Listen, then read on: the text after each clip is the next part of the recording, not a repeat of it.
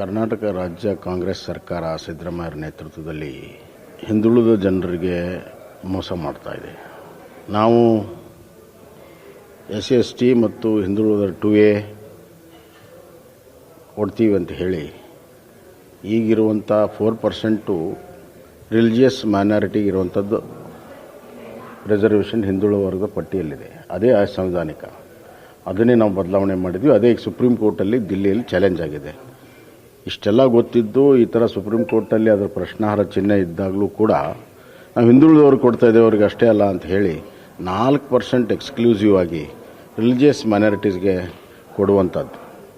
ಅವ್ರು ಹೇಳಿಬಿಡಲಿ, ನಾವು religious minority ಇರುವಂಥ 4% ಬಿಟ್ಟು ಎಲ್ಲರೂ ಕೊಡ್ತೀವಿ ಅಂತ ಹೇಳಿದರೆ ಸರಿ.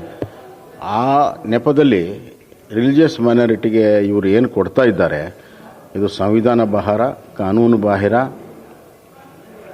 ಮತ್ತು ಸಮಾಜದಲ್ಲಿ ರಿಲಿಜಿಯಸ್ ರಿಸರ್ವೇಷನ್ ಬೇಡ ಅಂತ ಅಂಬೇಡ್ಕರ್ ಅವರು ಇವತ್ತು ಕಾನ್ಸ್ಟಿಟ್ಯೂಷನ್ ರಚನೆ ಆಗುವಾಗ ಚರ್ಚೆಯಲ್ಲೇ ಭಾಳ ಸ್ಪಷ್ಟವಾಗಿ ಹೇಳಿದ್ದಾರೆ, ಯಾಕೆ ಇರಬಾರ್ದಂತ ಕೂಡ ಹೇಳಿದ್ದಾರೆ. ಅಂಬೇಡ್ಕರ್ ಅವರ ಮೂಲ ವಿಚಾರಕ್ಕೆ, ಸಂವಿಧಾನದ ಮೂಲ ತತ್ವಕ್ಕೆ ವಿರೋಧವಾಗಿ ಇವರು ರಿಸರ್ವೇಷನ್ ಮಾಡ್ತಾ ಇದ್ದಾರೆ. ಸಮಾಜದಲ್ಲಿ ಕ್ಷೋಭೆ ಉಂಟಾಗುವಂಥ ಕೆಲಸ ಇವರು ಮಾಡ್ತಾ ಇದ್ದಾರೆ.